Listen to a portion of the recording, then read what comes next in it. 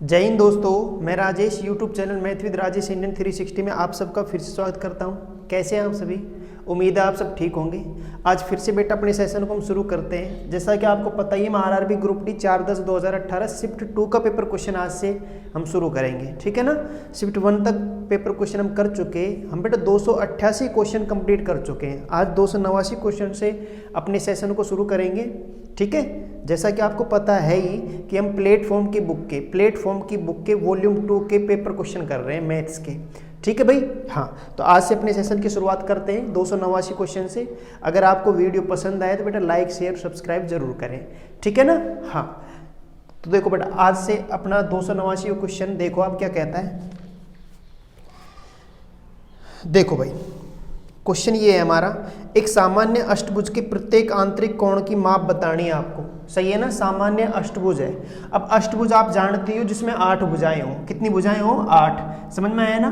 तो अष्टभुज का प्रत्येक आंतरिक कोण चाहिए, प्रत्येक आंतरिक कोण। तो बेटा आप एक बात बताओ, आंतरिक कोण का योग क्या होता है? सही है ना। किसी बहुभुज में, बहुभुज किसे कहते हैं भाई? 3 या 3 से अधिक भुजाओं से घिरी हुई बंद आकृति क्या कहलाती है? बहुभुज कहलाती है। उसमें त्रिभुज भी, चतुर्भुज भी, पंचभुज भी, सारे बहुभुज है, ठीक है। तो उसके आंतरिक कोणों का योग का आपके पास एक फॉर्मूला है, वो आपको पता ही होगा। क्या है भाई? n-2 गुणा 180 डिग्री। मैं इसका यूज कर सकता हूँ। ये आंतरिक कोणों का योग का फॉर्मूला है, सही है क्या यहाँ तक? लेकिन बेटा आपसे क्या कह रहा है? आपसे कह रहा है प्रत्येक आंतरिक कोण, प्रत्येक, समझ में आया ना।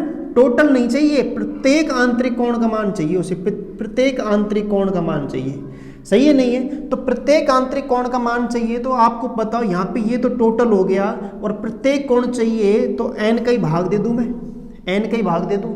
जितनी भुजाएं उनका भाग दे दो, एक कोण का मान आ जाएगा। एक कोण का मान चाहिए आपको, ठीक है ना। हाँ, तो बेटा ये मैं क्या कह रहा हूँ, दोबारा देख लो आप एक बार। आंतरिक कोणों का योग का फॉर्मूला हमारा ये होता है n-2 गुणा 180 डिग्री, चाहे कैसा बहुभुज हो।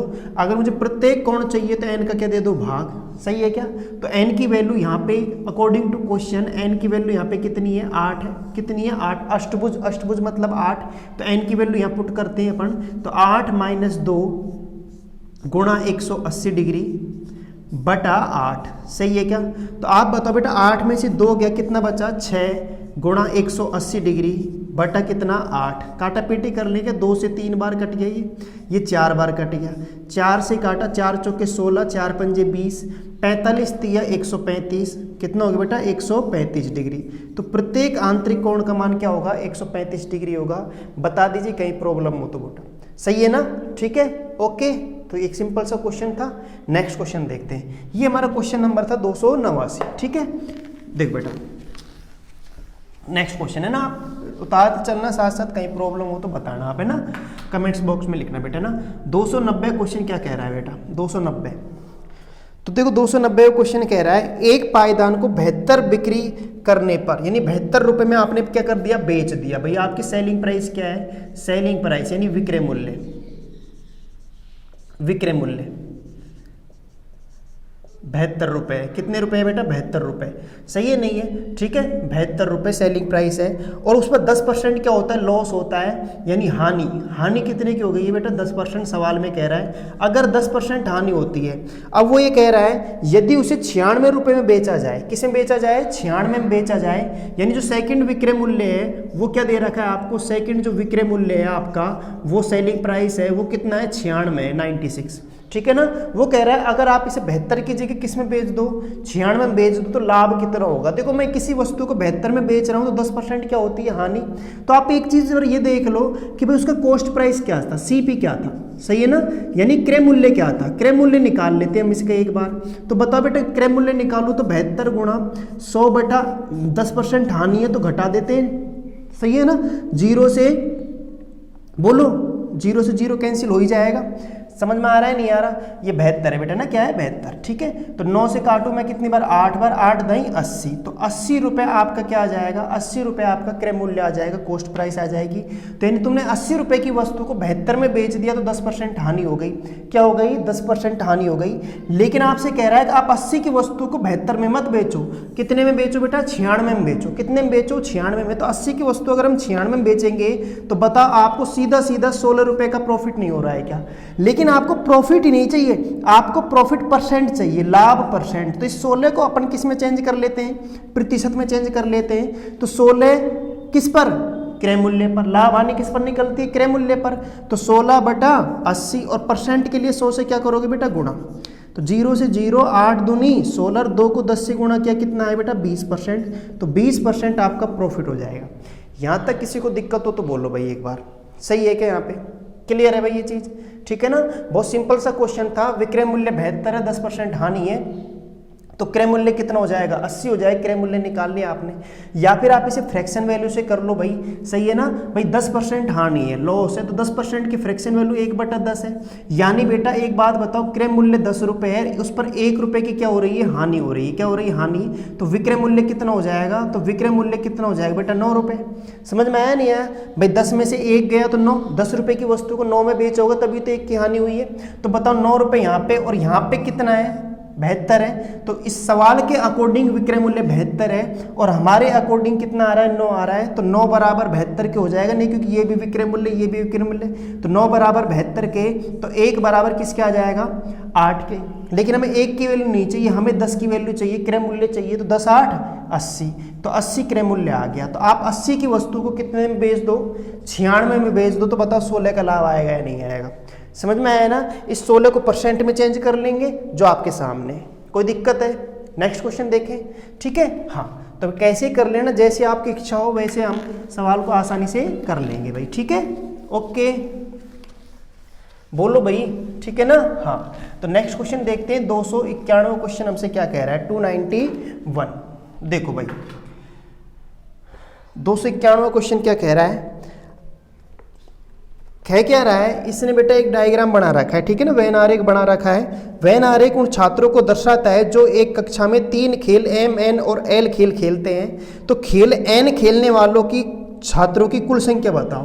सही है बेटा, ऐसे ये वेन आरेख बना रखा है आपके, ठीक है। नहीं है, ये 11 है, यहाँ पे 8, 41, 9, 6, 7, 18, ये L है, यहाँ N है, यहाँ M है, ठीक है ना। तो N खेल खेलने वाले छात्रों की टोटल संख्या पूछ रहा है। तो देखो N खेल खेलने वाले छात्र, बोलो यहाँ नहीं है क्या, बोलो ये गोला N का ही तो है। तो बस बेटा सबको जोड़ना है और कुछ नहीं करना। 8 और 6 14, बोलो बोलो भाई, 14 से 20 और 3 23, 23 जोड़ू मैं यहाँ पे 44, 54, 64। तो तुम बताओ बेटा यहाँ पे टोटल कितने हैं, 64 है। N खेल खेलने वाले, यही आंसर है। समझ में आया नहीं आया, ठीक है क्या, क्लियर है भाई ये चीज़, सही है ना। हाँ, तो नेक्स्ट क्वेश्चन देखें। 291 क्वेश्चन में कोई प्रॉब्लम भाई किसी को है क्या, नहीं है ना। हाँ, अगर आपसे क्वेश्चन यहाँ पे ये करता है कि केवल N खेलने वाले बताओ, केवल N खेल खेलने वाले, तो बेटा केवल N खेलने वाले कितने हैं, 41 है। केवल M खेलने वाले 11 हैं। केवल L खेलने वाले 18 हैं। M और L खेलने वाले कितने, M और L खेलने वाले, तो M और L खेलने वाले बेटा 13 हैं, सही है। लेकिन सवाल में कह देता केवल M और L खेलने वाले, तो केवल M और L खेलने वाले ये हैं, ये नहीं आएगा क्योंकि ये N खेल भी खेलते हैं। अच्छा, समझ में आया ना। तो M और L में क्या आ रहा है, ये आ रहा है। तो केवल वर्ड और सिर्फ वर्ड का आपको विशेष ध्यान रखना है। समझ में आया ना, ठीक है, ओके, सही है। तो बेटा मैंने वैसे ये सवाल आपको सरलीकरण में, सिंप्लीफिकेशन में मैंने वीडियो डाल रखे, आपको बहुत आनंद आएगा, आप एक बार उसको देख लेना, है ना। मैंने पूरा कंप्लीट चैप्टर हमने कर रखा है वहाँ पे, सिंप्लीफिकेशन का कंप्लीट चैप्टर हमने वीडियो अपलोड कर रखा है। आप हमारी वीडियो को वहाँ पे देख सकते हैं सिंप्लीफिकेशन में, ठीक है, सरलीकरण में। तो सरलीकरण का जो भी मैंने सारे सवाल कराए, बहुत अच्छे सवाल इस पे आधारित कराए हैं, ठीक है ना। यहाँ पे तो ये हमें पूरा बायोडाटा दे रखा है। अगर वो लैंग्वेज देता है तो वेन आरेख हम खुद बनाते हैं। समझ में आया नहीं आया। और बहुत अच्छे क्वेश्चन हमने वहाँ पे कराए हुए हैं। मुझे नहीं लगता उसको देखने के बाद आपको कहीं प्रॉब्लम होगी, ठीक है ना। तो आप हमारी वो वीडियो देख सकते हैं। हमने सरलीकरण और घातांक करने का पूरा कंप्लीट चैप्टर डाल रखा है, ठीक है। हाँ, नेक्स्ट क्वेश्चन देखते हैं। 292 ये क्या कहता है, देख लेते हैं एक बार। समिता को 6 दिनों के एक बिक्री कार्यक्रम में कुछ धनराशि दी गई, ठीक है भाई, है ना, कुछ धनराशि दी गई, परंतु उसे कार्यक्रम को चौथे 4 दिनों और बढ़ा देने के कारण उसका प्रतिदिन का औसत यात्रा भत्ता घटकर 56 रह गया। तो शुरुआत में उसे कितनी राशि दी गई, ठीक है। तो देखो घटकर, प्रतिदिन का औसत यात्रा घटकर 56 रह गया। मैं मान लेता हूं, आप एक बात बताओ भाई, आप ये मान के चलो कि माना माना प्रतिदिन औसत खर्च, प्रतिदिन औसत खर्च x रुपए है। कितना है बेटा? x रुपए प्रतिदिन। सही है ना? तो देखो अकॉर्डिंग टू क्वेश्चन करते हैं हम सवाल को। अकॉर्डिंग टू क्वेश्चन क्या कह रहा है, आप बताओ। यहाँ पे कह रहा है 6 दिन की भोजन सामग्री थी और प्रतिदिन का खर्चा x है, एक व्यक्ति का खर्चा x है। सही है नहीं है? जो भी व्यक्ति चाहे कितने भी हो, यहाँ पे कुछ दे नहीं रखा है ऐसे कि प्रतिदिन औसत खर्च x रुपए हो रहे हैं, 6 दिन का खर्चा निकालना है आपको, 6 दिन चले तो बोलो टोटल 6x नहीं हो जाएगा क्या? 6x खर्चा हो जाएगा टोटल। ठीक है, अब आगे सवाल में क्या कह रहा है कि 4 दिन, देख बेटा सवाल क्या कह रहा है, कह रहा है परंतु उसे कार्यक्रम को 4 दिन और बढ़ा दिया। 4 दिन बढ़ा दिया तो तुम बताओ, पहले 6 दिन का था, अब 10 दिन हो गए, 6 4 10। ठीक है ना? तो 4 दिन और बढ़ा देने के कारण प्रतिदिन औसत यात्रा भत्ता घटकर 56 रह जाता है। तो औसत खर्चा कितना माना था हमने? x माना था, तो वो घटकर कितना रह गया? 56 रह गया। तो बताओ ये चीज़ बराबर आएगी नहीं आएगी? सही है ना? तो ये वैल्यू बराबर आ गई। यहाँ से आप x की वैल्यू निकाल लो बेटा ना। सही, काटा पीटी करो तो करना चाहो कैलकुलेशन थोड़ा आसान हम कर सकते हैं। यहाँ पे ऐसे गुणा करके काटा पीटी कर ली, 2 से काट लिया। ठीक है, तो 3x बराबर क्या आ गया बेटा? 5x। गुणा कर ले अंदर, इसे इससे गुणा कर लो, 5 की 30 और 5 25 और 3 कितना हो गया? 28, 280। 5x इधर आया तो माइनस का, सही है, या फिर मेरे को माइनस 280 इधर गया तो प्लस कर, 3x इधर आया तो माइनस का, तो 5x में से 3x गया 2x बराबर प्लस 280। समझ रहे हो ना मैंने कैसे कर दिया? तो x का मान निकाल लो बेटा, 2 एकम 2, 2 चौके 8 और ये 140। तो x की वैल्यू 140 आ गई भाई बेटा। कितनी आ गई? x की वैल्यू 140 आ गई। ठीक है, आपसे कह क्या रहा है सवाल में, एक बार उसको देख लेते हैं हम। सवाल में आपसे ये कह रहा है कि शुरुआत में उसे कितनी राशि दी गई थी। तो बेटा शुरुआत में आप बताओ उसे 6x रुपए दिए गए थे। 6x, 6 दिन का ही औसत खर्च तो माना था हमने 6x, है ना? एक दिन का औसत खर्च क्या है? प्रतिदिन का x है, और 6 दिन की भोजन सामग्री थी तो 6x था प्रतिदिन पहले। तो 6x था तो x की वैल्यू हम यहाँ पे 6x में रख देते हैं। तो तुम बताओ 6 गुणा 140 कर दो बस। ठीक है, तो 0, 6 चौके 24 और 6 2 8, 840 रुपये पहले खर्चा था। यही हमारा आंसर है। बता दीजिए कहीं किसी को प्रॉब्लम हो तो भाई। ठीक है क्या? ओके, बोलो भाई, समझ में आया ना? ठीक है, हाँ। अगर आपके समझ में नहीं आता है तो बेटा आप पीछे करके वीडियो को पीछे करके एक बार आप देख सकते हैं सवालों को अच्छी तरह से। ठीक है ना? हाँ, नेक्स्ट देखें क्या? नेक्स्ट क्वेश्चन देखते हैं बेटा ना। सारी चीज़ें बेहतर तरीके से कराई जाएंगी ऐसा नहीं है। ठीक है ना? हाँ, तो बस आप थोड़ा धैर्य बनाए रखें, मैं सारी कंप्लीट बुक आपको ये कराऊंगा। ठीक है, 293 क्वेश्चन देखते बेटा क्या कह रहा है। विराट 20 दिनों में एक कार्य पूरा कर सकता है, जबकि अन्नू 15 दिनों में ही वह कार्य पूरा कर सकती है। यदि वे एक साथ कार्य करते हैं तो विराट और अन्नू को कार्य पूरा करने में कितना समय लगेगा? विराट उसे कितने दिन में कर सकता है? 20 दिन में कर सकता है। अन्नू उसे 15 दिन में कर सकती है। तो दोनों मिलकर कितने दिन में करेंगे? तो बेटा आपको पता है नहीं है, मैं ऐसे कर लूँ, एलसीएम लेके कर लो, कैसे ही कर लो, लेकिन एक छोटा सिंपल सवाल है। तो 20 और 15 कितना हो गया भाई? 35 हो गया। 35 से काटूँ मैं 5 से तो ये 7 बार कट जाएगा, 5 7 35, ये 3 बार। सही है क्या? 20 ये कितना होता है? 60, 60/7 आया, 7 8 56, 4 आया तो 8 सही 4/7 दिन। ये आंसर है। तो ऑप्शन नंबर कौन सा है? बी। बोलो कोई दिक्कत है तो किसी को? नहीं, विराट एक काम को 20 दिन में कंप्लीट कर सकता है और अन्नू उसे 15 दिन में कंप्लीट कर सकती है। तो आप बताओ यहाँ पे मैं ऐसे कर सकता हूँ क्या? 20 गुणा 15/20 + 15। या फिर आप ऐसे कर लो भाई कि 20 दिन में कौन कर सकता है? विराट कर सकता है। अन्नू उसे कितने दिन में कर सकती है? 15 दिन में। तो मुझे बता दो यहाँ पे एलसीएम क्या आ जाएगा? बोलो भाई, बोलो। तो एलसीएम कितना आ गया? 60 आ गया। ये टोटल काम है। तो बताओ ये 60 काम को करने में विराट 20 दिन लेता है, तो एक दिन में कितना काम करेगा? 3 काम, 20 × 60। ये एक दिन में कितना काम करके जाएगी? 4 काम करके जाएगी। दोनों मिलकर 7 कितने दिन में काम को खत्म करेंगे? तो बेटा टोटल काम 60 काम है, 60 काम टोटल है। तो तुम्हें पता है एक दिन में कितना काम करते हैं दोनों एक साथ? 7 काम करेंगे। 4 3 7, दोनों मिलकर एक दिन में 7 काम करेंगे। तो एक दिन में 7 करेंगे तो 7 का भाग दे दो, पता लग जाएगा कितने दिन लगेंगे। तो 8 से 4/7 दोनों मिलकर एक साथ काम करें तो 8 से 4/7 दिन लगेंगे। कैसे ही कर लेना, आपकी इच्छा हो जैसे। ठीक है क्या? है ना बेटा? बोलो भाई कहीं कोई दिक्कत है तो। नेक्स्ट क्वेश्चन देखें। हाँ, बहुत सीधा क्वेश्चन था, कहीं कोई दिक्कत नहीं थी, है ना? जैसे आपकी इच्छा हो वैसे कर लेंगे। बस आपको ये देखना है कि हमें टाइम थोड़ा ज़्यादा ना लगे, टाइम को बचाना है आपको किसी भी तरीके से, ठीक है भाई। हाँ, क्वेश्चन नंबर 294, 294 क्वेश्चन क्या कह रहा है बेटा, पढ़ो आप एक बार, ठीक है। देखो मैं पढ़ता हूं। पाइप्स ए और बी क्रम से 30 और 45 दिन में पानी की एक टंकी को भर सकते हैं, जबकि पाइप सी 60 मिनट में इस पानी की टंकी को खाली कर सकता है। यदि 3 पाइप एक साथ खोल दिए जाएं तो खाली टंकी को भरने में कितना समय लगेगा। देखो बेटा एक बात बताओ, सी पाइप है जो कितने मिनट में भरता है, उसे खाली कर सकता है 60 मिनट में। देखो बेटा 3 पाइप है, ए बी और सी, ये दोनों पाइप भरने वाले हैं और सी पाइप क्या करता है, टंकी को खाली करता है। ए पाइप उसे 30 मिनट में भर सकता है पूरी टंकी को, और बी पाइप है उसे 45 मिनट में भर सकता है, और सी पाइप 60 मिनट में पूरी टंकी को खाली कर सकता है। तो आप ये देख लो कि टंकी की कैपेसिटी कितनी है, वो कौन बताएगा हमें, एलसीएम बताएगा, सही है। तो बेटा 30, 45, 60 का एलसीएम 180 आ गया, सही है ना। बड़ी संख्या पकड़ लो, 6 दूनी 12 में भाग नहीं जाता इनका, 45 का नहीं जाएगा, तो 6 3 18, 180 में सबका चला जाएगा। तो टोटल कैपेसिटी है, टोटल क्षमता है वो कितनी आ गई भाई, टोटल क्षमता आ गई 60 लीटर की, कि 60 लीटर की आपकी टंकी है। जिस 60 लीटर की टंकी को भरने में ए तो 30 मिनट लेगा, बी 45 मिनट और सी 60 मिनट में खाली कर देगा। तो माइनस चिन्ह खाली करने को बता रहा है। तो बेटा 1 मिनट में काम कितना हो रहा है वो देख लेते, 1 मिनट में, तो 1 मिनट में तो कम होगा, तो 1 मिनट में 3 दूनी 6, 2 लीटर पानी डालेगा। ये वाला बोलो 180 है, ठीक है बेटा, सॉरी एलसीएम कितना आ गया बेटा 180, ठीक है ना।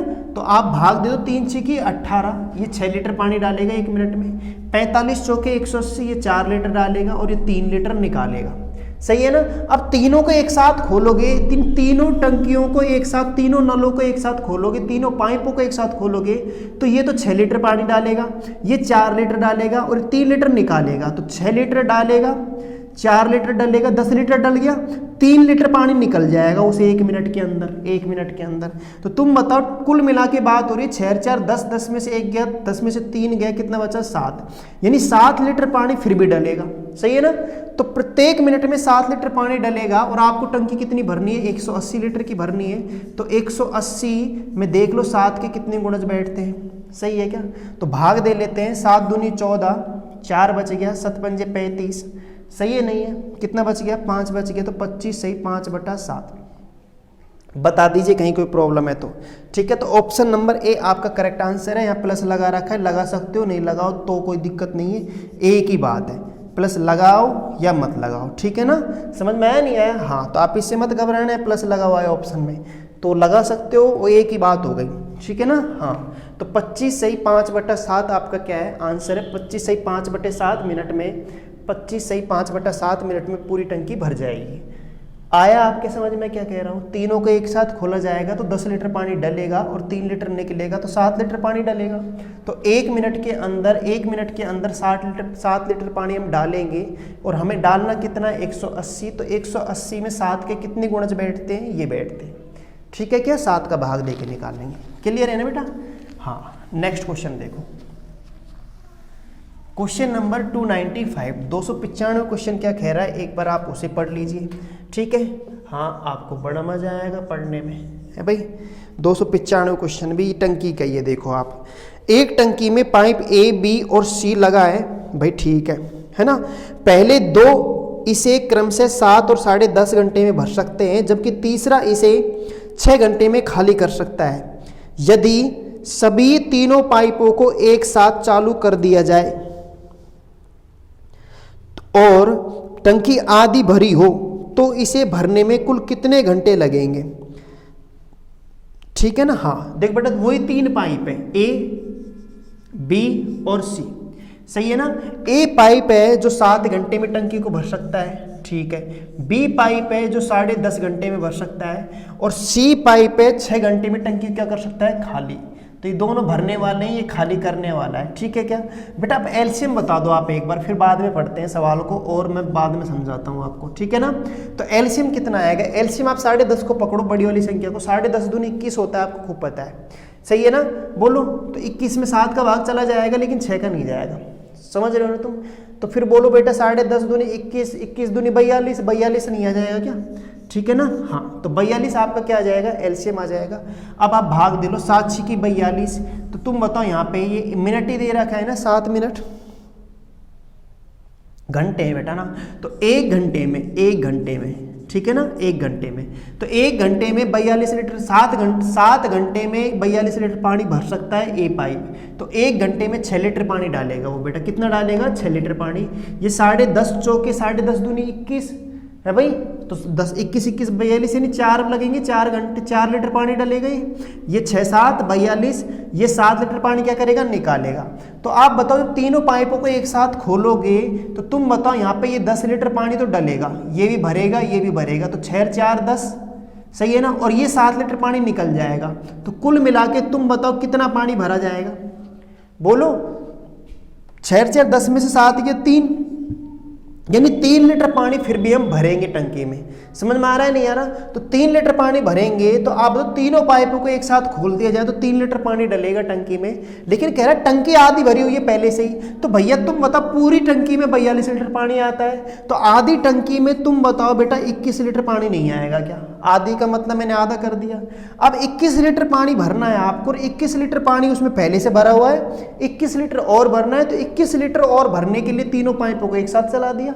तीनों पाइपों को एक साथ चलाते हैं तो 3 लीटर पानी क्या है, भरना है। तो 3 लीटर पानी प्रत्येक घंटे में भरना है, तो कितने घंटे लगेंगे, तो 3 का भाग दे दो, 3 7 21, तो 7 घंटे और लगेंगे उस टंकी को भरने में, ठीक है ना। तो 7 आपका करेक्ट आंसर है, ऑप्शन नंबर 20 का, ठीक है ना। बोलो भाई कहीं दिक्कत है तो, समझ में आया ना। तो आधी टंकी भरनी है, पूरी टंकी भरनी होती तो 42 में भाग दे देते 3 का, हमें आधी भरनी है तो 21 का, 1/3 भरनी है तो 1/3 निकाल लेंगे। कहीं कोई दिक्कत हो तो बताओ भाई, किसी को है कोई प्रॉब्लम, बोलो बेटा, समझ में आ रहा है ना आपके। हाँ, तो क्वेश्चन नंबर 296 देखते हैं बेटा ना।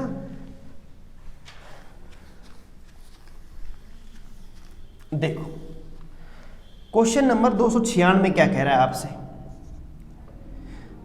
ये लय से निकलवा रहा है, सही है ना, वो तो आप निकाल भी लोगे। 16 24 36 52 व 54 का लय से ज्ञात कीजिए। क्या ज्ञात करना है बेटा, लय से। तो देखो आप एक बात बताओ बेटा, ध्यान सुनना, सही है नहीं है, आप जैसे मर्जी हो वैसे कर लेना सवाल को, सही है नहीं है, कैसे कर लेना, या तो आप बेटा, तो मैं ऑप्शन लिखता हूँ, क्या लिखता हूँ, ऑप्शन। अब देखना ध्यान से सुनना मैं क्या कह रहा हूँ, आप सवालों को कैसे करोगे वो देख लो आप एक बार। 432 जाना मत भाई, देखो है ना, बहुत अच्छा जुगाड़ बैठाते हैं अपन। 56 18, ऑप्शन सी है 56 16, ऑप्शन डी है 52 16, ठीक है क्या, सही है ना, ये ऑप्शन है आपके पास, ठीक है ना। अब आप देखो बेटा, लय से निकालना है तो एक तो भाग विधि से आप लय से निकाल सकते हो, सही है ना, एक मैं वैसे भी निकाल सकता हूं, लेकिन आप एक बात बताओ भाई, देखो आप एक बात बताओ, लय से का मतलब क्या होता है। लय से का मतलब होता है, आपकी लय से की डेफिनेशन ये है कि वह छोटी से छोटी संख्या जिसका दी गई संख्याओं में क्या चला जाए, भाग चला जाए, वही लय से कहलाता है। दी गई संख्या में क्या चला जाए, भाग, सही है ना। अगर मतलब मेरा कहने का मतलब क्या है, यहाँ पे मैं ये कह रहा हूं कि ऐसी संख्या निकालो कि उसमें इन सभी संख्याओं का क्या चला जाए, भाग चला जाए, वह छोटी से छोटी संख्या। तो बेटा वो संख्याएं ये हैं ऑप्शन में, ठीक है ना। तो इन संख्याओं में अगर इन सभी संख्याओं का भाग चला जाए तो अपना काम हो जाएगा नहीं हो जाएगा, बिल्कुल हो जाएगा, ठीक है भाई। तो अब देखो आप हटाते चलो ना, आप एक टुकड़ा पकड़ लो कोई सा भी, देखो आप बताओ, देखो 5 के 20 बेटा ये तो नहीं कटेगा, तुम बताओ 52 से ये कटता है क्या, नहीं कटता ना। 432 तो समझ में आया ना, सही है। जैसे आपके पकड़े में आए ना जो संख्या उसको उठा लो आप, जैसे मैंने 36 ले लिए यहाँ पे, तो 36 के बोलो 9 चौके 36 ही तो होता है, सही है ना। यानी कि जितनी भी संख्याएं, ये सारी संख्याएं वो 9 और 4 से विभाजित होनी चाहिए। किससे विभाजित होनी चाहिए, 9 और 4 से। समझ में आ रहा है नहीं आ रहा, ठीक है ना। हाँ, तो तुम बताओ मैं 4 का देखूं तो 4 का भाजक तक नहीं, लास्ट के 2 अंक पकड़ता है, लास्ट के 2 अंकों में 4 से विभाजित हो जानी चाहिए संख्या। तो देखो 4 से नहीं हो रही है, 18 में नहीं जाएगा, ये ऑप्शन कैंसिल, इसमें जाएगा, ठीक है भाई। अब 4 से दो ऑप्शनों में जा रहा है, तो अब 9 का देख लेते हैं, 9 का नियम लग रहा है, नहीं लग रहा, 4 का तो लग गया। तो देखो बेटा 6 और 5 11 11 और 1 12 12 और 6 18, 18 में 9 का भाग चला जाएगा, सही है ना भाई। भाजकता का नियम अंकों का योग करके 9 का भाग दे लो। समझ में आया नहीं आया? तो 18 में 9 का भाग जा रहा है, ऐसे इसमें और देख लो, इसमें तो जा रहा है भाई, ठीक है, ये तो बैठ रहा है सिस्टम। यहाँ भी देख लो 5 और 2 7, 7 और 1 8 से 14 नहीं जा रहा, तो ऑप्शन नंबर सी आपका करेक्ट आंसर है। बोलो भाई कोई दिक्कत है तो कहीं पे नहीं आ रहा समझ में क्या कह रहा हूँ? ठीक है क्या? बोलो सही है ना? इससे अच्छा तरीका क्या हो सकता है आप बताओ? नहीं हो सकता ना। तो या तो आप इस प्रकार सवालों को करें, आप इनके टुकड़े करके या फिर कोई संख्या देख के कि जो संख्याएं हटती जाए उनको हटाते चलो, फिर हमारा ऑप्शन क्या आता है वो देख लो। या तो आप इस प्रकार करो ऑप्शन से, ठीक है ना। बाकी आप गुणनखंड करके जानते ही हो सवाल को कैसे करते हैं, ठीक है ना। इनके गुणनखंड कर लो या भाग विधि से कर लेते हैं हम इसे ऐसे। समझ में आ रहा है नहीं आ रहा? या फिर आप ऐसे कर लो, सबसे ज़्यादा 2 किस में आएंगे? 16 में आएंगे। बोलो आएंगे नहीं आएंगे? तो 16 तो आएगा ही आएगा, ठीक है ना। बोलो भाई नहीं आ रहा समझ में? बोलो ठीक है ना। तो सबसे ज़्यादा 2 तो आप 2 को हटाते चलो बस आप, सही है नहीं है? 2 को हटाते चलो। देखो आप यहाँ पे 2 का भाग दो, यहाँ पे 4 का भाग दो, 4 6 की 24, वो भी हटा लो, 8 3 24, तो 3 आएगा बस यहाँ से, 8 3 24। 2 का टुकड़ा हटाते चलो, 3 बचाना है यहाँ पे। बोलो समझ में आया नहीं आया भाई? बोलो सही है ना। ऐसे आप टुकड़े हटाते चलो, 9 चौके 36, तो 4 हटा लो यहाँ से, 9 ही बचेगा बस केवल। समझ में आ रहा है नहीं आ रहा?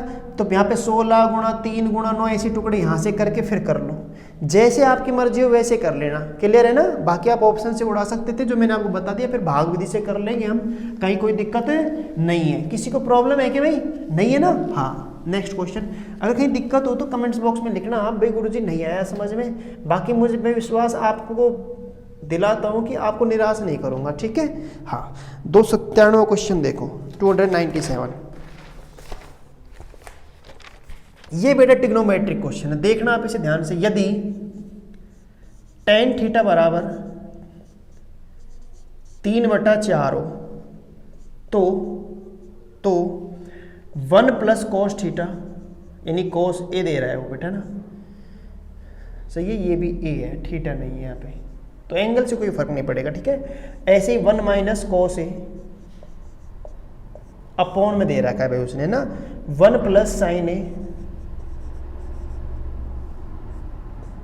और 1 माइनस साइन a, ये है बेटा, ठीक है। हाँ अब आप देख लो, आप एक बात बताओ, आपको tan की वैल्यू दे रखी है, tan a की वैल्यू, आप किसकी वैल्यू चाहिए? तो आपस तरीके तो बहुत है, लेकिन हम चलते हैं सीधे सवाल पर। तो बेटा एक बार बताओ, a plus B a minus B का फॉर्मूला नहीं लग जाएगा क्या? a plus B a minus B का फॉर्मूला जो कहता है a square minus B square बराबर होता है, एक बार संख्याओं को क्या कर देते हैं? प्लस कर देते हैं, एक बार क्या कर देते हैं? माइनस। तो आप बताओ, मैं इसकी जगह ये लिख सकता हूँ a square minus B square. तो बताओ यहाँ पे a की वैल्यू तो 1 है, ठीक है भाई, 1 का स्क्वायर 1 ही होता है, और b की वैल्यू क्या है? cos है, तो cos स्क्वायर a आ गया, तो 1 माइनस cos स्क्वायर a आ गया। ऐसे बताओ यहाँ पे भी एक बार प्लस एक बार माइनस है, तो यहाँ पे भी मैं कर सकता हूँ 1 माइनस साइन स्क्वायर a। बोलो भाई कोई दिक्कत है तो? और बेटा 1 माइनस cos स्क्वायर a बराबर होता है साइन स्क्वायर a। क्या होता है? Sine square a। और 1 माइनस साइन स्क्वायर a बराबर होता है बेटा cos स्क्वायर a। ये ट्रिग्नोमेट्री में हमने पढ़ा है खूब बढ़िया कि sine square theta plus cos square theta is equal to क्या होता है बेटा? 1। मुझे साइन स्क्वायर की वैल्यू चाहिए, तो तुम बताओ साइन स्क्वायर थीटा, तो बोलो 1 cos स्क्वायर इधर आएगा तो माइनस का हो जाएगा, सही है ना। ऐसे आप cos की वैल्यू निकाल लो, ठीक है। तो मैं यहाँ से ही लिख रहा हूँ कि 1 माइनस cos स्क्वायर थीटा की जगह साइन स्क्वायर थीटा लिखा जा सकता है, ठीक है। और cos स्क्वायर की 1 माइनस cos साइन स्क्वायर की जगह cos स्क्वायर लिखा जा सकता है, ऐसे निकल जाएगा।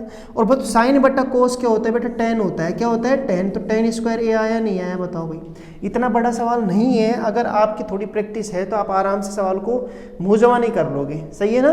मुँह जवानी, पेन चलाने की यहाँ पे जरूरत है नहीं, कोई कैलकुलेशन नहीं है ना, हमारे समझ में आना चाहिए बस क्वेश्चन। जैसे ही ये सवाल आपको दिखा, आपके तुरंत ही दिमाग में आना चाहिए। ये तब आएगा जब बेटा थोड़ी सी प्रैक्टिस आप खुद करोगे, खिल रहे, ठीक है। हाँ तो देखो 1 tan स्क्वायर a आ गया। तुम बताओ tan a की वैल्यू 3/4 है, तो tan a की वैल्यू 3/4 है, तो मैं 3/4 ही तो करना है। tan a का मान 3/4 है, स्क्वायर लग रहा है तो स्क्वायर लगा दो आप। तो 3 का वर्ग कितना? 9, 4 का वर्ग 16, तो 9/16 आंसर है भाई इसका। समझ में है ना? 9/16 इसका करेक्ट आंसर है। बताओ भाई कहीं कोई दिक्कत है तो बोलो, सही है क्या यहाँ तक? ठीक है क्या? हाँ भाई सही है, ठीक है। एक बार फिर बताता हूँ, tan a बराबर 3/4 हो तो इसकी वैल्यू हमें निकालनी है। तो आपसे मैं कह रहा हूँ कि a plus B A minus B बराबर होता है A square minus B square. तो इसकी जगह ये लिखा जा सकता है। तो मैंने a मतलब 1 है, b मतलब कोस a है, तो माइनस तो आएगा ही आएगा, फॉर्मूले में देख लो, ठीक है। तो a square minus B square लगा दिया मैंने, 1 के स्क्वायर 1 ही होता है तो 1 ही लिखा, 1 माइनस कोस स्क्वायर ऐसे यहाँ पे लगा दिया, 1 minus sine square, 1 minus cos square a बराबर साइन स्क्वायर a हो गया, और 1 माइनस साइन स्क्वायर a बराबर क्या हो जाएगा, कोस स्क्वायर a हो जाएगा। तो साइन बटा कोस क्या होता है बेटा, tan होता है, tan स्क्वायर a। तो tan का मान आपको दे रखा है 3/4, तो 3/4 रख दिया, स्क्वायर कर दिया, 9/16 आ गया। ठीक है भाई, बोलो समझ में आया नहीं है बेटा, क्लियर है क्या, सही है। तो आज का सेशन आपको कैसा लगा बेटा, एक बार कमेंट्स बॉक्स में जरूर लिखना, ठीक है ना। हाँ, क्लियर है क्या, ठीक है। कंटिन्यू वीडियो बेटा ऐसे ही आती रहेंगी, हम इस पूरी बुक को कंप्लीट करने वाले हैं। अगर आपको वीडियो पसंद आए तो आप लाइक शेयर और सब्सक्राइब कर सकते हैं, ठीक है भाई। हाँ, तो बाकी बेटा मन से दिल से पढ़ते रहो अपने, है ना, ठीक है। हाँ, जय हिंद, ओके बाय बेटा, कल मिलते हैं ना।